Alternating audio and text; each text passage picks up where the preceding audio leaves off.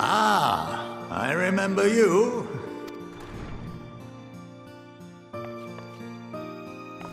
I pray we have not caught you at an inopportune moment. We wanted to offer our thanks for your kind words in the forum.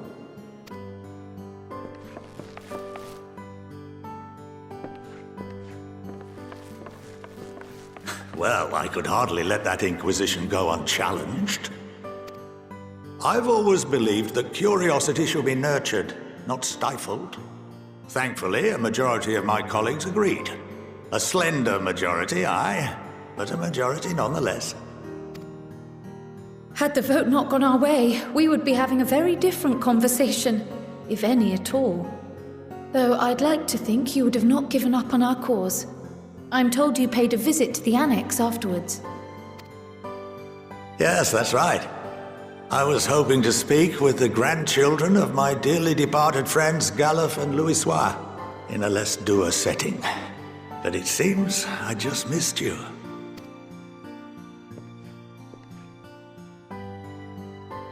I still can't believe how much you've grown. If only your grandsires could have seen the way you presented yourselves to the Forum. Why, it fair brought a tear to my own eye. You must have the patience of a saint, putting up with this lot and their antics.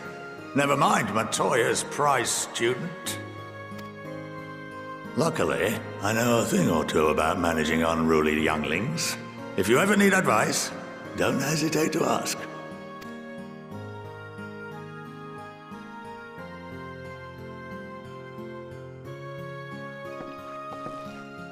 If I may, there is a rather more pressing matter we wish to discuss. What can you tell us of this duty that the Forum must fulfill? Nothing, I'm afraid. Like all humble servants of the Forum, I am sworn to secrecy. Or rather, I couldn't tell you if I tried. Our duty is of the gravest importance.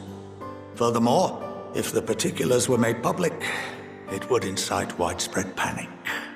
As such, those entrusted with this duty have been bound by an enchantment, which prevents us from speaking of such matters without the express permission of the Forum. How is that even possible? It's been some time since I last gave a lecture. Please, take a seat.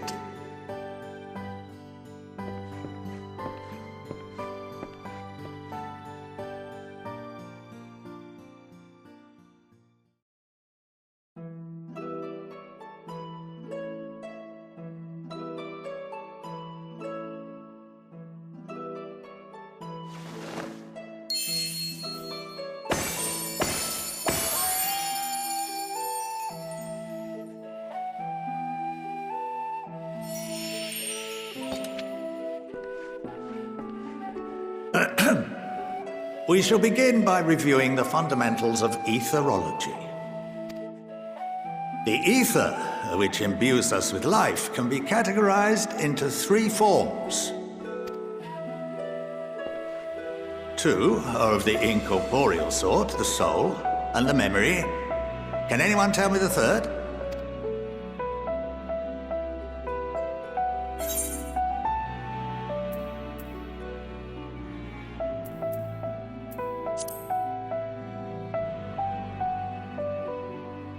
Not entirely inaccurate, but nor is it the answer I was looking for. That would be corporeal ether. This is the form with which the layman is most familiar.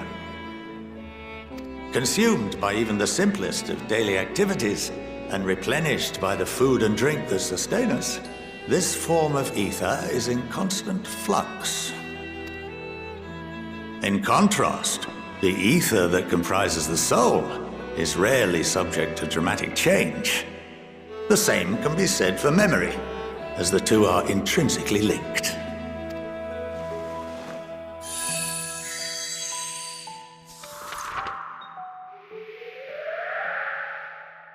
Picture the soul as paper, and memories as words written upon it. Now, what would happen if that paper was doused with ink? The same type of ether as comprises the memories.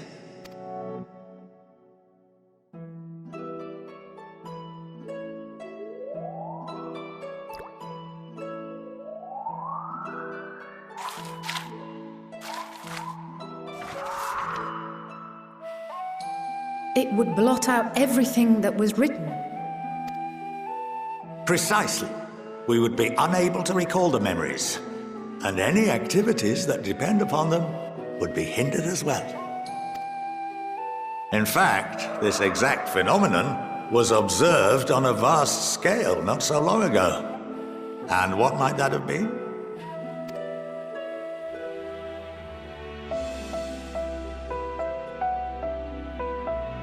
The seventh umbral calamity. The people of Eorzea vividly recall Bahamut breaking free of the Lesser Moon and raining hellfire down upon the realm. But no one could seem to remember the events that followed immediately afterwards. Indeed. To this day, we have yet to determine whether it was an unintended consequence or a deliberate act. The enchantment which binds me and the rest of the Forum is based on a similar principle. And yes, it is a contravention of the Sharlayan prohibition against the practice of memory manipulation. Only when a new member is inducted and told of our great duty are they subjected to the process. A necessary evil. You have my word that it would never be used to manipulate the populace. I should hope not. But can this enchantment be dispelled and your memories restored? If 9/10 of our members give their approval, then the process may be reversed. Then, and only then, would we be able to speak freely to others of our sacred duty. Barring that, we must wait until we return to the ethereal sea.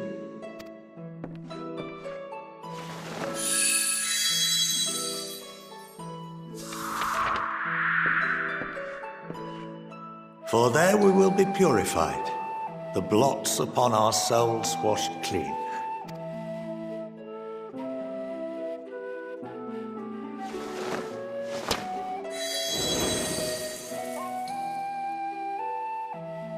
And our memories drift apart and dissolve, rather defeating the purpose, I suppose.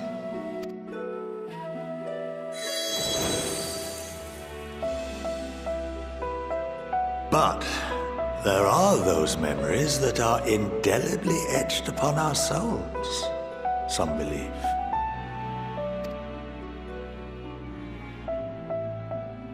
What happens after that? We are reduced to pure ether, coalesce with that of others, and create souls anew. Alternative schools of thought assert souls remain whole and return to the corporeal world, reborn into another form. Both theories have their proponents. Personally, I consider each equally probable.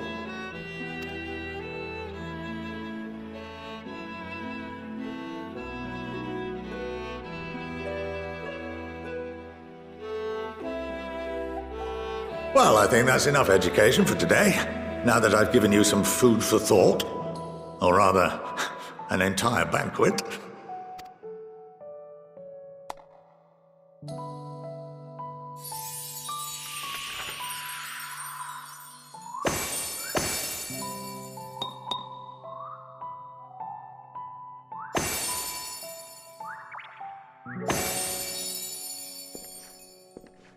I would remind you that although I'm unable to assist you with certain matters, the resources at my disposal may still be of use to you. I'll arrange for you all to be given the run of Phenomenon. Of course, as associate to our alumni and the students of Baldessian, this privilege is extended to you as well, my friend. Oh, and I suggest you speak with Ki Aliapo. She's well known among the artisans of Sharlayan, and her network of contacts may prove useful in your search for knowledge. I wish you all the best in your pursuits, wheresoever they may take you.